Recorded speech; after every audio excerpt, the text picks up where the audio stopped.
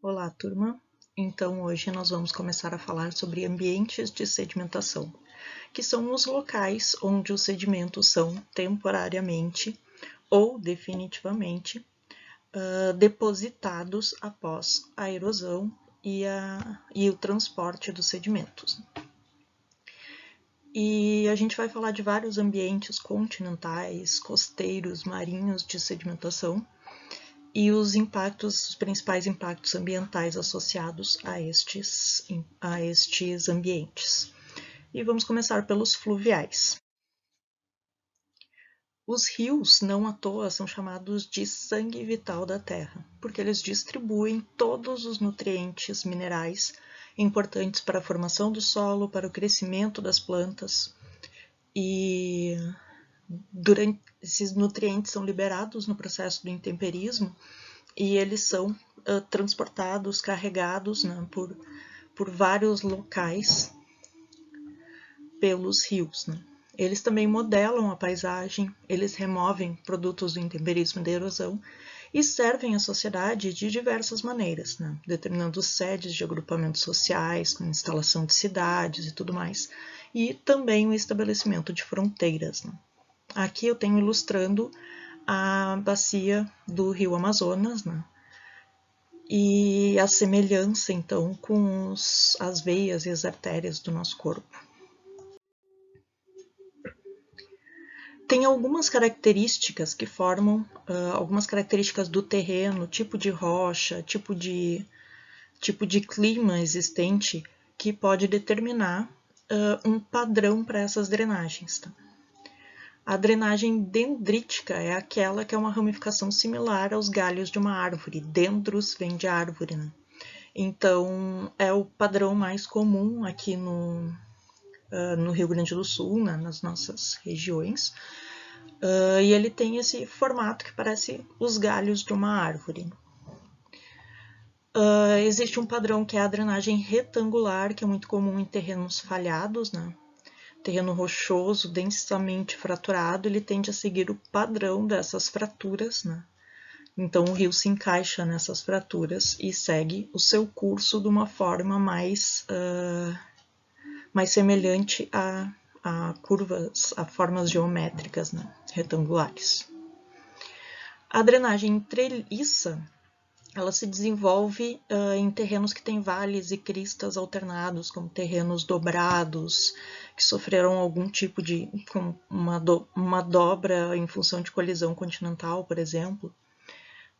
Então, as rochas que têm diferentes características, elas vão erodir de uma forma diferenciada.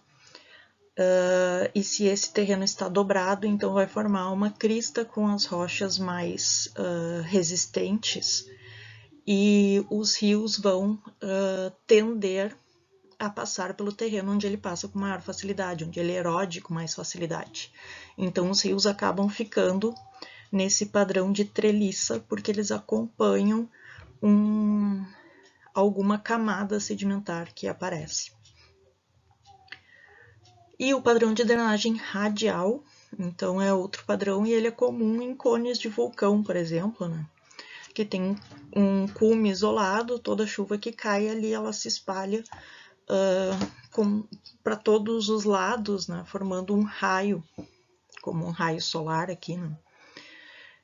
Então, o padrão radial é esse dos raios, dendrítica é esse que parece a árvore, que é o mais comum aqui, e a retangular e a treliça são comuns em terrenos fraturados ou dobrados. Bom, e qual é o papel do ambiente fluvial, né, em termos mundiais? Né? Qual é a importância do ambiente fluvial dentro de todo esse sistema terra, né, esse sistema terra superficial? A qualquer momento, se estima que cerca de 1.250 quilômetros cúbicos de água estão fluindo pela superfície terrestre. E isso corresponde a apenas 0,03 de toda a água doce mundial. Porém, esse fluxo energético ele é o agente dominante de denudação do terreno. Então, essa forma de transporte da água em direção aos oceanos e que carrega sedimentos e nutrientes consigo, ela é uma das formas mais importantes na modelagem da paisagem. Tá? Os principais agentes morfogenéticos formadores das grandes formas do relevo, né? Formadores de cadeias de montanhas, de cones vulcânicos, de grandes depressões, são os processos endogenéticos relacionados à tectônica de placas. Mas o principal fator que molda a superfície, então, quando aquele ambiente está estável, o principal elemento que molda aquela paisagem são os rios, né? Eu acho que se vocês olharem pela janela de vocês aí, ou quando estiverem saindo para o trabalho, observarem a paisagem, vocês vão ver que a paisagem das regiões onde a gente mora, elas são tectonicamente estáveis, né? Então essas cristas, morros, esses vales que a gente enxerga são todos moldados pelos rios.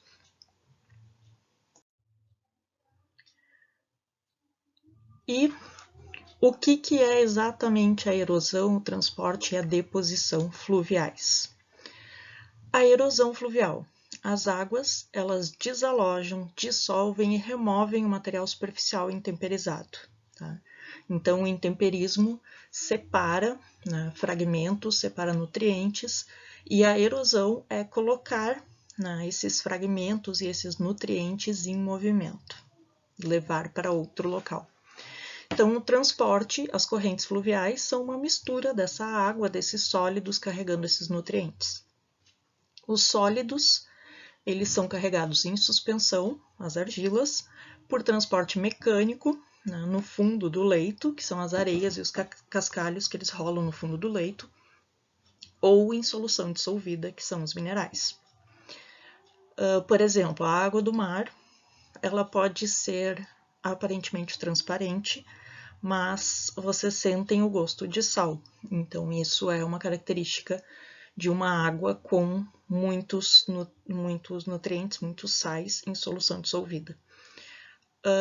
A cor característica dos nossos rios, que é avermelhada, é em função do transporte de solo, argila, que está sendo erodido, né, dos terrenos próximos e carregado pelos nossos rios.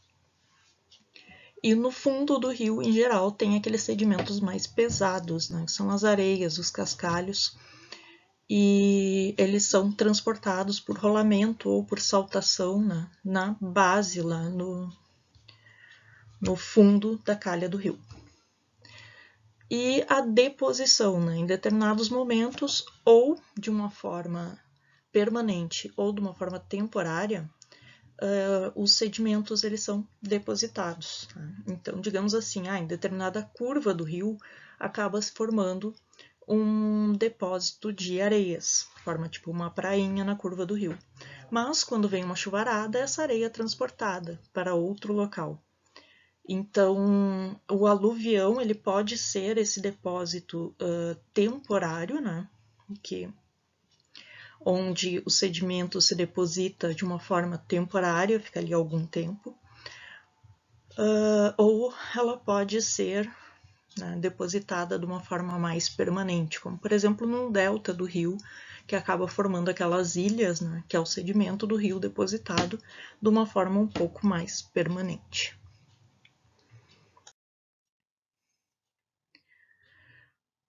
Com relação a esse processo de erosão, transporte e deposição, né? Em geral, no trecho inicial do rio, né, mais próximo à nascente, predomina a erosão. Por quê? Porque o relevo está mais distante do nível do mar, que seria o objetivo do rio, né? Então ele precisa escavar mais para chegar no seu objetivo. Então, nesses terrenos íngremes, em geral, próximos às nascentes, a erosão ela é mais significativa. Isso, né, pensando aqui na realidade de Erechim, aqui da Serra, os terrenos que a gente tem aqui e as cidades, em geral, elas são instaladas nas cabeceiras dos rios. Né? É muito comum isso, a cidade de Erechim fica rodeada de nascentes, né, de bacias hidrográficas diferentes. A cidade de Passo Fundo, ela também é num local alto, rodeada de nascentes, né, que abastecem, né, alimentam várias bacias hidrográficas. Então, as cidades, em geral, elas são instaladas próximas às cabeceiras dos rios e isso torna essas áreas muito suscetíveis à erosão. Então, a ocupação de terrenos, de lotes muito próximos aos arroios, né, nessas cidades, ela é particularmente preocupante neste sentido, porque a erosão é mais intensa nestas áreas de cabeceira. Nos locais onde a declividade é um pouco menor, já começa a ter um equilíbrio entre a vazão, o transporte de sedimentos e a deposição de sedimentos. Então, os rios já formam aquelas deposições intermediárias, assim, em determinado período o rio tem menos energia, né? Chove menos, o rio tem menos energia, deposita boa parte dos sedimentos. Aí, outra hora, outro período que é um período mais chuvoso, o rio ganha mais volume, ganha mais energia e transporta esses sedimentos. E já nos locais onde o rio já está mais próximo ao nível do mar, né, então próximo ou ao oceano ou às lagoas, aqui no caso do Rio Grande do Sul, a deposição começa a ser predominante, porque o rio vai perdendo a sua energia, né, vai perdendo a sua capacidade de erosão e de transporte, e o sedimento vai sendo depositado, né? E essa deposição de sedimentos nessas áreas, que são mais próximas ao nível do mar, ela vai formando patamares, são aluviões, né? São nas margens dos rios, né? Ela forma alguns patamares, como pode ser visto ali na figura, né? Um vale largo com uma área plana bem extensa. Essa área plana também, em geral, ela é ocupada por cidades pela facilidade de construção nessas áreas, mas estas são áreas de inundação. Então, todas essas áreas planas, na verdade, todas essas áreas planas são vezes que o rio encheu, alagou toda essa área, depositou sedimentos de uma forma sem correntes, né, uma forma mais suave e formou esse patamar plano, né? Então, essas áreas também são ocupadas e essa ocupação, neste caso, é preocupante por esse risco maior das enchentes, das cheias.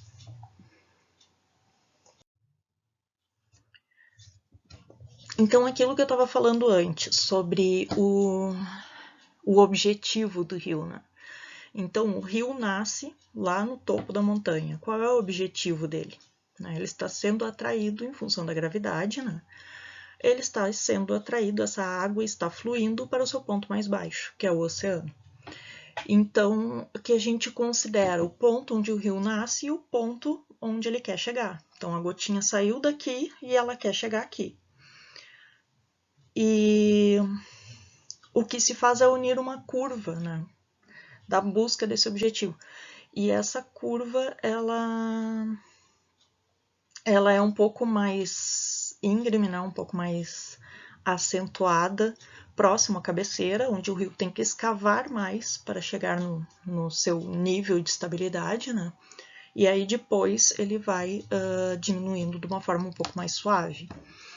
Então, esse nível de base é o nível abaixo do qual a corrente não pode erodir o seu vale. Então, o nível base definitivo é o mar. Né? O rio não segue erodindo quando ele alcança o mar. Ele não segue erodindo quando ele alcança uma lagoa. Então, este é o nível de base final. Mas o rio pode alcançar alguns níveis de base intermediários, né, ao longo do seu trajeto. E são lugares onde vai predominar a erosão. Quanto mais longe o rio, o terreno estiver do limite do nível de base desse rio, mais intensa a erosão, porque o objetivo do rio é chegar nesse nível de base. Esse nível de base seria o ponto de estabilidade, né, o curso ideal do rio.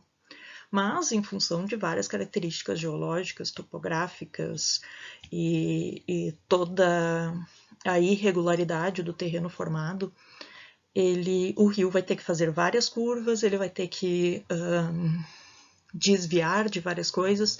Então tem uma série de fatores que interferem no curso do rio, mas o objetivo dele, se aquela gotinha pudesse ir diretamente para o mar, ela ia num primeiro momento ser atraída de uma forma mais intensa pela gravidade, então cairia um pouco mais, de uma forma um pouco mais acentuada, e depois, de uma forma mais suave, alcançaria o ponto que é o seu objetivo. Então, tudo que está, sempre que o rio está acima desse nível de base, quanto mais acima estiver do nível de base, mais intensa a erosão. E quando o rio chega a um ponto abaixo do nível de base, predomina a deposição, né? Já não existe mais erosão, a erosão só acontece acima do nível de base.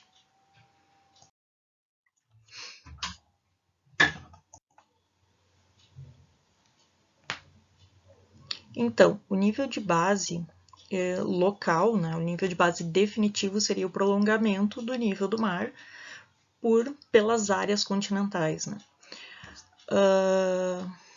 Porém, a gente pode observar ao longo do curso do rio que há pontos locais de deposição intermediários, né?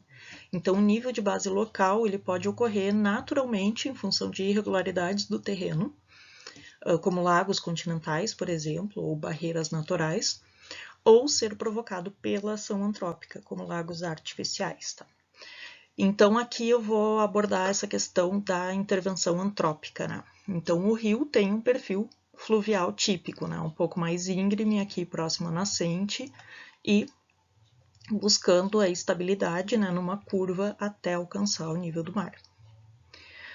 Porém, quando a gente constrói uma barragem para geração de energia ou para agricultura, seja qual for a finalidade, quando a gente constrói uma barragem, a gente cria um lago artificial. Este lago artificial passa a ser um novo nível de base, um nível de base local. Então, nessa última figura, na figura 3 aqui, ó, dá para ver que o perfil típico do rio ele foi modificado. Ó. Ele cria um perfil até o lago e um novo perfil a partir da barragem até o nível do mar. Então, a construção de uma barragem ela vai criar um nível de base local. O que isso significa para as pessoas que vivem nessa bacia hidrográfica, tá? Imediatamente antes da barragem, que já era um local propenso à erosão, essa erosão vai se tornar mais intensa por causa dessa modificação do perfil de equilíbrio. Então, o perfil de equilíbrio ele mantém essa tendência, né, de uma queda um pouco mais abrupta e estabilização depois. Então, o terreno, né, da nascente até a barragem ele será escavado, erodido com um pouco mais de intensidade. A própria barragem será um local de deposição de sedimentos, né? Tanto que um dos cálculos que eles fazem quando constroem uma barragem é a sua vida útil em função da sedimentação, da carga sedimentar que aquele rio carrega. A partir da barragem, tá? O que no curso normal do rio nós já estávamos numa situação de deposição, erosão, um equilíbrio um pouco maior. A partir do momento que eu construo uma barragem, imediatamente após a barragem, inicia um novo perfil de equilíbrio até o nível do mar, ou até o próximo nível de base. Então, vai intensificar a erosão após a barragem. Tá? Então, o que acontece? Intensifica a erosão imediatamente antes da barragem, né, das cabeceiras do rio até a barragem, e intensifica a erosão da barragem na localização, ali no trecho do rio mais próximo à barragem. Então, acaba criando um novo ponto de deposição, né, no meio do caminho e intensificando a erosão nas cabeceiras e criando um local de erosão no trecho após a barragem. Então, uma das intervenções antrópicas mais significativas que a gente faz nos rios é a construção de barragens, tá? E a gente constrói barragens com várias justificativas: produção de energia elétrica, abastecimento da população, irrigação de terrenos agrícolas, para regular o fluxo do rio, e com a justificativa de que a retenção evita inundações, tá? Então, normalmente são combinações, né, de mais de uma justificativa dessa. Por exemplo, a maior hidrelétrica do mundo, que é a Três Gargantas na China, ela usou de todos esses argumentos para sua construção. Os impactos indesejados são a acumulação de sedimentos na barragem, a modificação do perfil do rio e o desequilíbrio dos ecossistemas. Eu tenho certeza, né, que em vários outros componentes vocês estudaram ou estudarão os impactos das barragens com maior profundidade, né? Os impactos são muito maiores que esses, né, mas eu foquei mais na questão geomorfológica, né? O que isso afeta em relação ao rio, ao curso do rio. Então, como é que é o fluxo fluvial? Qualquer massa de água que esteja acima do nível de base, ele tem energia potencial. E ao entrar em movimento, essa energia potencial é convertida em cinética. E essa energia cinética depende da declividade, da inclinação do terreno e do volume de água envolvido. Então, quanto mais íngreme for o terreno, maior a energia do curso d'água. Quanto maior o volume de água envolvido, maior a energia do curso d'água. Uma maior vazão, um maior volume de água por unidade de tempo, aumenta a velocidade desse curso d'água. Uma maior velocidade aumenta a capacidade do transporte e de polir esses materiais, né, no leito do rio, como arredondar os blocos de pedra, né? E quando a vazão diminui, como por exemplo no fim de um período de cheia, né, um período muito chuvoso, e a vazão diminui, a corrente perde energia, e aí ela deposita vários desses sedimentos que o rio, quando ganhou mais volume, foi capaz de transportar. Um dos principais fatores da erosão fluvial é a turbulência, né? Essa turbulência que é chamada de turbulência erosional, que são esses movimentos da água, né, que fazem a aeração da água também, mas ela também tem capacidade de erodir, de arrancar materiais do fundo, né? Então essa turbulência erosional e a abrasão da corrente, elas esculpem e modelam a paisagem por onde o rio passa. À medida que esses sedimentos se movem com a corrente, eles erodem o leito por abrasão. É um efeito lixa, né? A água está passando e está como se estivesse lixando o leito, né? Com isso ele vai aprofundando o canal. E os redemoinhos turbulentos, principalmente nos córregos pequenos, eles provocam as maiores taxas de ação hidráulica. Ou seja, muitos dos arroios pequenos que as pessoas não dão importância de ocupar o seu entorno, eles têm uma capacidade erosiva muito forte e um alto potencial de, em poucos anos, afetar uma residência construída próxima a ele. E o transporte fluvial ele ocorre de 3 formas. Tá? A carga dissolvida, são todos aqueles minerais, nutrientes que estão em suspensão, né, estão diluídos na água e são carregados em suspensão. E eles são depositados apenas quando o aumento da temperatura, aumento de pressão, proporciona que estes minerais se separem. Né? Então, por exemplo, existem piscinas de dessalinização de água, né, onde produzem sal, até o sal de cozinha, que consiste em colocar, né, a própria água do mar numa piscina rasa com muita incidência solar e aí acaba, né, secando, a água evapora e só resta o sal.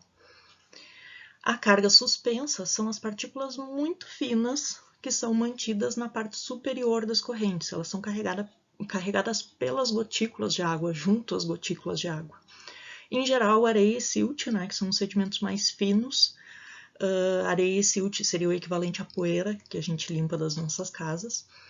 E eles conferem essa turbidez na água. Então, boa parte dos materiais da erosão dos solos que conferem essa cor à água logo depois de uma chuvarada, né,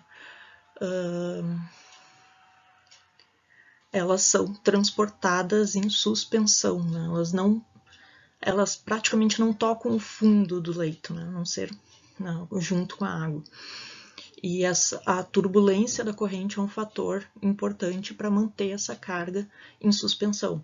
Então, quando o rio alcança um lago, por exemplo, o lago de uma barragem, que a turbulência diminui, porque é uma área alagada, né, uma área mais tranquila, aí esse material em suspensão ele é depositado. E a carga de fundo são os sedimentos maiores, né? A areia, que forma aquelas mini prainhas, que em alguns rios acabam se formando, né? As praias de rio. E a carga de fundo, os cascalhos, os seixos, os blocos de pedra que são carregados. E, em geral, eles são arrastados pelo fundo da corrente, eles rolam mesmo, empurrados pela água. Um vai batendo no outro e um vai empurrando o outro e a água vai empurrando todos esses sedimentos. E as areias, em geral, elas se movimentam por saltação, né? A água ela tem energia para fazer aquela areia subir como se fosse em suspensão, mas a atração da gravidade faz com que ela caia de novo. Então ele acaba, os grãos de areia acabam pulando no leito do rio, né? Eles não conseguem alcançar uma altura muito grande e já caem para o fundo do leito de novo. Só que quando elas caem, elas batem em outras partículas, em outros grãozinhos de areia que estão no fundo do leito, e o impacto faz com que outros grãozinhos pulem, saltem. Mas aí, em função da gravidade, eles caem de novo. Só que cada vez que um grãozinho cai, a partir do momento que a água conseguiu carregar um grãozinho de areia, esse grãozinho de areia vai empurrando outros, e aí se faz esse transporte por saltação, né? Ele permanece até que, né, se perca a turbulência e esse material seja sedimentado. Então aqui está mostrando, né, essas formas de transporte, né, na ilustração. Então os materiais em solução são aqueles que a gente não enxerga, né, eles estão dissolvidos na água do rio. Os materiais em suspensão é todo aquele material fino que confere uma cor à água do rio, né? Aquela turbidez da água do rio. E eles são carregados pela água do rio, são sedimentos muito finos que ficam em suspensão. Os sedimentos maiores, como por exemplo areia e silt, eles são temporariamente suspensos ao longo do leito e se movem em saltos, né? Esses saltos, inclusive, dão origem a ondulações que às vezes a gente encontra, né, nessas prainhas fluviais. E por tração, então, são os sedimentos maiores, que são seixos, cascalhos, são rolados e arrastados ao longo do rio. Próximo à cabeceira, esses seixos, esses blocos são angulosos, né? Eles se quebram principalmente aqui na região da serra, né, que é o basalto. Ele se quebra muitas vezes em função de fraturas. E ele é transportado, ele tem muitos ângulos ainda, só que conforme ele vai sendo transportado por rolamento, ele vai adquirindo uma forma mais arredondada, né?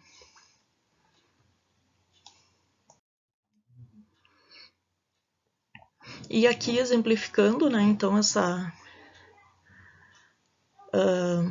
a interação da hidrosfera e da litosfera, né, para transportar esses sedimentos. A corrente que flui sobre um leito de cascalho, né, tem areia, silt, argila, transportada em carga de suspensão. Uma carga de fundo, né, no número 3 aqui, a carga de fundo, que faz com que o material role e deslize sobre o leito. E à medida, quando a corrente aumenta, de períodos mais chuvosos, a corrente aumenta, a carga em suspensão cresce, a saltação aumenta, né? aumenta a velocidade do transporte, consequentemente o efeito lixa, né, a erosão do fundo da calha, e as partículas elas vão se movendo e se movem por saltação, então pulando na superfície do leito e tudo mais, em determinada velocidade da corrente. As partículas menores se deslocam mais alto e mais longe dos grãos maiores, né? E quando encerra esse período chuvoso, esse rio vai perdendo energia e ele volta para essa condição inicial aqui do 1, 2. Então todo esse sedimento que estava em movimento aqui, por essa água mais turbulenta aqui do 6, 7, que é de um grande volume de água, ele vai se depositar no fundo do leito, né, nas margens da calha do rio, e só na próxima temporada de chuvas, né, de maior volume de água, que esse material vai ser movimentado novamente. Então isso acaba conferindo algumas características, né? Mais próximo à área fonte, eu sempre tenho maior erosão, sempre tenho maior declividade, e o tamanho do grão carregado pelo rio, os rios são menores, têm menor volume, mas eles carregam grãos maiores, eles carregam fragmentos de rocha maiores. E já mais próximo à foz, né, quanto mais próximo ao nível de base, maior vai ser a largura do canal, maior vai ser o volume relativo de material depositado, né? Então, próximo à área fonte tem mais erosão, próximo à zona de descarga tem mais deposição. Então, tem maior volume de material maior depositado, tem maior descarga, maior vazão, maior volume de água por unidade de tempo passando por aquele local, e os sedimentos também tendem a ser menores, né? Se chega algum seixo, algum material assim na zona de descarga, ele em geral está bem arredondado, já está por todo o transporte que ele passou até chegar ali. A intervenção antrópica, então, nesses locais de deposição, né, ou na calha do rio. A principal delas é a extração de inertes, né, que se usa como justificativa o fato de ser um importante de matéria-prima para a construção civil, mas tem vários impactos indesejados, como desmatamento, alteração das características geomorfológicas do rio. Então, o rio, ele carrega os nutrientes, né, e espalha os nutrientes, mas ele também, o rio não é só água, tá? O rio é a água, a calha, os sedimentos, os nutrientes, tudo que ele carrega, né? A vida que ele carrega. Então, qualquer intervenção em qualquer um desses aspectos vai ter impactos, né? Não dá para pensar que, eu vou tirar só a areia do rio, não tem impacto. Tem impacto, sim. Então, o fluxo ele tende a ser mais turbulento em cima, né, e mais laminar no fundo. E essa combinação que gera as ondulações no leito do rio, que pode chegar a formar dunas. Antes eu falei em padrões de drenagem, né? Quando a gente olha o mapa e vê como os rios se conectam numa bacia hidrográfica. Agora falando de padrões de canal, ou seja, o rio principal, como ele se comporta, ele por si só. Ele pode ser retilíneo, praticamente reto, pode ser meandrante, né? Cheio de curvas, e muitas vezes, né, certas curvas são abandonadas, então formam pequenos lagos em alguns locais, né? Entrelaçado, quando o rio não tem uma calha única, né, ele tem várias calhas e ilhas, né, no seu meio, e anastomosado, que também é um intermediário entre o meandrante e o entrelaçado. Os principais, né, o entrelaçado e o meandrante, né, que são os dois extremos. O entrelaçado é quando tem muito sedimento e pouca água, né, então acaba formando um labirinto de canais interconectados. É comum em regiões mais áridas. E o meandrante é quando o declive é suave, né, e gradual, e as correntes tendem a formar um trajeto sinuoso, né, devido ao fluxo turbulento, né, como o fluxo é turbulento no fundo, ele acaba provocando curvas no rio. Mas nessa situação, por exemplo, do rio meandrante, que é quando as curvas estão bem desenvolvidas, em determinado momento, numa cheia, o rio percebe essas curvas e encurta o caminho, né? Como na cheia ele extravasa a borda do canal, então ele ignora essa parte que ele mesmo construiu, que foi a curva, acaba criando um novo trajeto e uma de suas curvas fica abandonada e forma um laguinho, né, que fica próximo ao rio. No nosso litoral, a gente tem situações dessas, como, por exemplo, quem conhece Imbé, talvez conheça o Lago do Braço Morto. O Braço Morto é um braço morto do rio que separa ali Imbé e Tramandaí, né? Porque ele era um rio meandrante, né? Essa porção do rio que chegava no mar ali, ele migrava, e eles fixaram essa saída para facilitar os barcos, transporte e tudo mais. E a partir do momento que eles fixaram, aquele lago que ficou abandonado lá, aquela curva do rio que ficou abandonada lá, ela está, se tornou um laguinho que se chama de Braço Morto. E as planícies de inundação, então nessas áreas mais próximas ao seu local de deposição, né? Elas são áreas mais planas, os canais são mais largos e frequentemente esse rio extravasa o seu canal, porque ele recebe o volume de água da bacia hidrográfica inteira. Então ele acaba tendo uma planície de inundação, que são esses patamares retos que eu comentei antes, né, que a partir de frequentes inundações, né, essa deposição resultante do extravasamento dos canais acaba formando patamares, né, e esses patamares são a planície de inundação do rio, então eles fazem parte da dinâmica do rio. E é muito utilizado, como, por exemplo, para agricultura ou de uma forma mais adequada, né, mais recentemente para construção de cidades, né? As cidades têm se expandido sobre essas planícies de inundação por ser fácil de construir e tudo mais, só que são locais de alto risco. Para o uso para a agricultura é extremamente importante, né, porque cada extravasamento do canal ele enche de nutrientes, né? Todos os nutrientes que o rio está carregando, ele coloca nessa planície.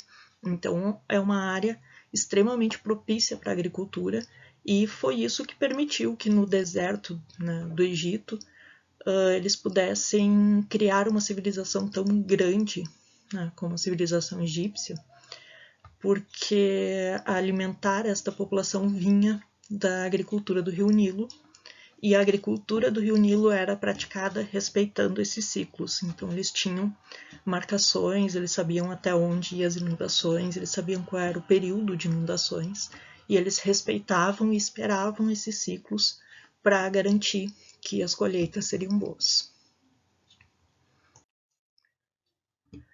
Então aqui um exemplo, né? Em geral, quando tem chuvas mesmo que sejam moderadas, mas muito prolongadas durante muito tempo em toda a bacia, ou, né, chuvas repentinas e com muita intensidade, né, muita água em pouco tempo, ou muita água em muito tempo, ou pouca água em muito tempo.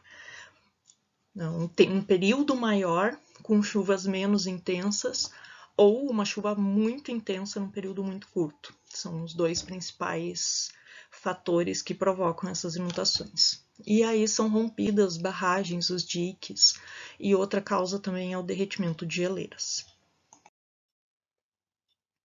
Então esses terraços fluviais, né, eles formam esses patamares aqui, e conforme a evolução, o rio vai gradativamente se tornando mais profundo, né? Ele está sempre erodindo o fundo do canal porque ele está buscando o seu ponto de equilíbrio. E esse processo ele vai produzir esses terraços fluviais nas encostas do vale, né, onde o rio se encontra, e é um bom lugar para ocupação antrópica, porque ele tem essa característica de ser plano e ser rico em nutrientes. E os deltas de rios, né, a foz do rio, onde predomina de vez a deposição, onde o rio perde a sua energia ao alcançar um corpo d'água maior, né, o rio perde a sua energia e acaba formando um extenso espaço de deposição, que eu estava falando antes das planícies do Nilo, né, que eram exploradas para agricultura. Aqui dá para ver a importância do Nilo para aquela região, né? Só é verde na planície de inundação do rio e no delta, né, que também tem a ver com a deposição do rio Nilo. E o delta do Jacuí, aqui para citar um exemplo mais local, né, é uma área de proteção ambiental, né, o Parque Estadual do Delta do Jacuí. São ilhas formadas pela deposição do rio Jacuí aqui, né? O principal deles é o rio Jacuí, mas se encontram aqui, né, no rio Guaíba, o rio Jacuí, o rio Caí, o rio dos Sinos, o rio Gravataí. Então são 4 rios que chegam aqui, mas o maior em volume é o Jacuí. Então ele recebeu o nome de Delta do rio Jacuí. São diversas ilhas, aqui tem uma sequência de pontes até quando está saindo de Porto Alegre em direção ao oeste do estado, passa por uma série de pontes. E essa área é uma área de muita sensibilidade ambiental. Então é uma área muitas vezes mal utilizada, né? Já teve lixão ali, lixão mesmo, né? Quem viu a Ilha das Flores sabe, a Ilha das Flores é uma dessas ilhas. E então não é nem um aterro sanitário, era lixão mesmo. Já teve lixão nessas ilhas, tem o projeto da Mina Guaíba agora, que afeta diretamente essa área de proteção, né? Que essa mina Guaíba vai ser aqui em Eldorado do Sul, né? E os rejeitos vão ser colocados no rio Jacuí, então vai alterar, né? E muito próximo, que é o delta do rio Jacuí, né? Então é uma zona de sensibilidade ambiental. Aqui a foz do Amazonas, né? Um nível de base, no caso anterior era o nível de base intermediário, né? Que encontrava o Lago Guaíba, e a foz do Amazonas já é um nível de base definitivo. Só não forma um delta verdadeiro, ou seja, aquela letra delta, né? Como do delta do Nilo, mas um leque de sedimentos submarinos, porque o volume de sedimento é baixo e aqui tem um efeito da maré muito intenso que retrabalha esses sedimentos. Então o delta da foz do Amazonas ele é todo submerso, né? Existe um delta enorme ali, mas tu vê apenas utilizando geotecnologias, né, para ver a areia que está submersa.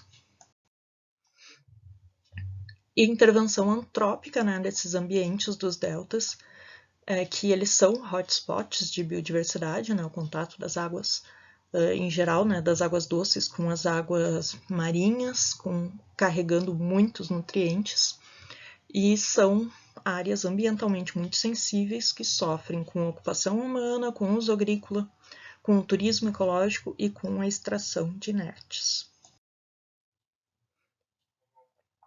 Então, né, estudamos os rios e agora a gente vai estudar outros ambientes de sedimentação nos próximos vídeos.